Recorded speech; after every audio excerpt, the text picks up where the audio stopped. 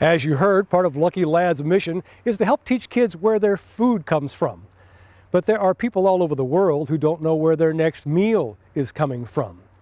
You're about to meet two international mountain bike competitors who also lead a team of volunteers on outdoor adventures to feed the hungry.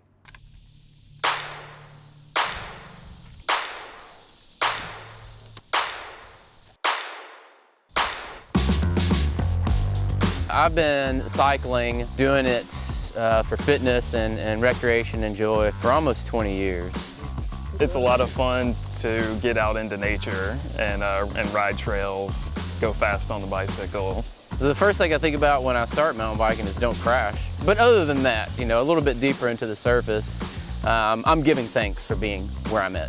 Ready to roll over unforgiving terrain, a pedaling pastor leads his willing friend and cycling protege on a mountain bike adventure.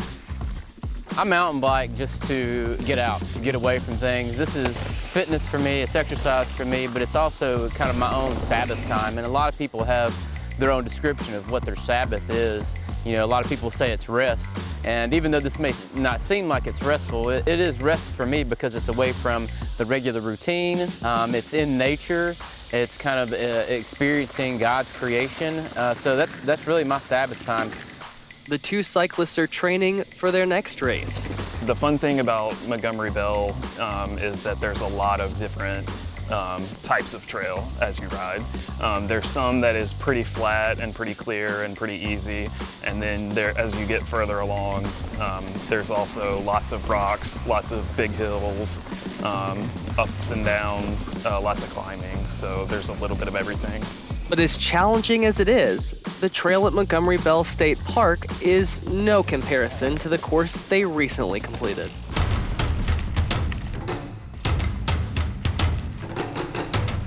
I've only done 2 races before.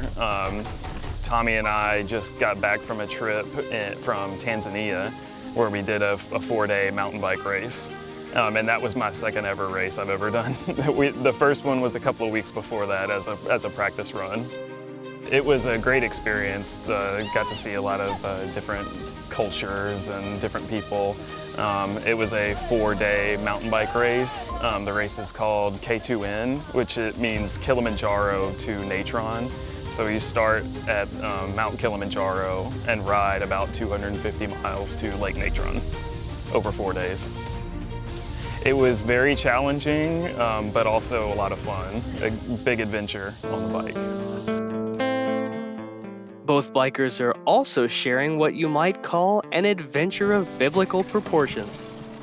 Here in the basement of the West Nashville Church, where Dr. Tommy Clark is pastor, volunteers are preparing a large batch of burritos.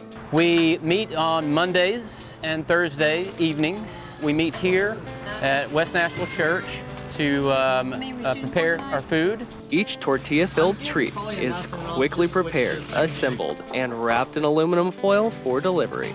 We make burritos just because they're easy to roll up and carry, easy to hand out. Motorized vehicles provide transportation to the starting point of the night's manually powered mission. We meet at Christ Church Cathedral in downtown area. We meet there in the parking lot, and we distribute our food among the volunteers. We load up our food in backpacks. In the summertime, of course, we do cold bottles of water, socks, anything else that our friends and neighbors on the streets might need, insect repellent, sunscreen, that sort of thing. And then, of course, in the wintertime, those needs change. Yay, we have a new volunteer on a bike tonight. Yay!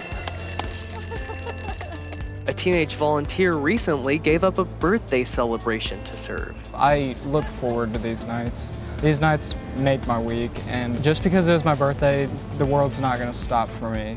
And these people on the streets are not going to stop being hungry just for me. Ian is among the dedicated volunteers for the Urban Bicycle Food Ministry, ready to ride through the often rude and impatient environment of downtown Nashville. It's interesting. We get honked at a lot. I get yelled at a lot. I've gotten cussed out a lot because sometimes we'll have no other choice but to ride on sidewalk because it'll be so bad, and we'll get yelled at by people, a lot of drunk people. Sometimes we'll get the occasional nice people, but that like what we're doing, but it's kind of hard sometimes.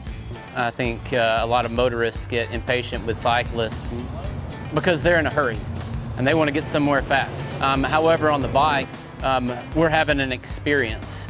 We're really trying to take our time because we're looking for the people to serve. The bikes make it possible to serve people in places almost impossible to reach by car, and where parking places are hard to find. It's kind of eye-opening, you know, a lot of times the people who live on the streets are kind of shunned from society and ignored, but when you really take time to talk to them and see how their day is going and meet them where they are, you realize that they're just everyday people like you and me. A lot of them have just been going through so much, and it's not our job to judge them. While still in seminary in 2012, Dr. Clark started a bicycle ministry in Memphis and later expanded the program to Nashville. Two things inspired the bike ministry, my love for cycling and my passion for working with people affected by homelessness. There are a lot of organizations that help out with the homeless community, and there are a lot of people that offer the same thing that we offer, and there are people that offer a lot more. The one thing that we try to offer to the people we meet with is friendship. I think the one thing that you can't give enough of is love. The ministry is a nonprofit community organization, not simply part of just one church. Most of my volunteers are not a member of this church. They're from different churches and different denominations. They're people of different faiths that have joined us. People who go to church or don't go to church, everyone is welcome. It is a variety of people. I've had guys show up that are professional racers, and then I've had people that heard about what we were doing, pulled out the old bike out of the garage, dusted it off, cleaned it up, and said, I'm here, you know, what do I do? I didn't know what to expect. I kind of went in knowing that we just hand out burritos and water, and I showed up and it was a completely different experience getting to know the people we were handing out burritos to and waters to and having an interaction and a good conversation before we moved on to the next person. Well, I'm doing something fun. I'm getting a little bit of a workout, and I get to serve people that bless me more than I can ever bless them. This is important to me because I struggle with a lot of pride, and coming here on Mondays and Thursdays helps me keep my pride down, keeps me humble, lets me see what the world really is. And seeing what the world really is can be both figurative and literal.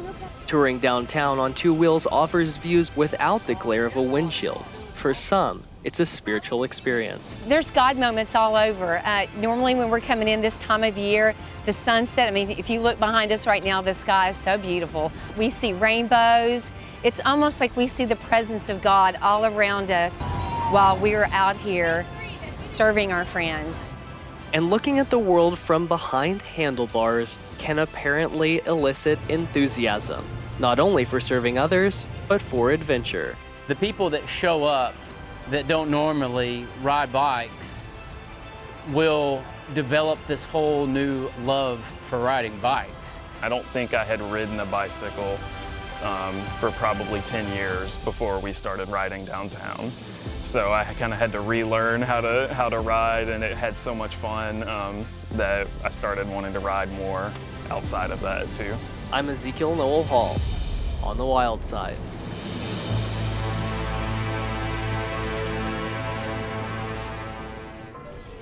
Tennessee's Wild Side has been a presentation of the Jackson Foundation in association with Rockwater TV.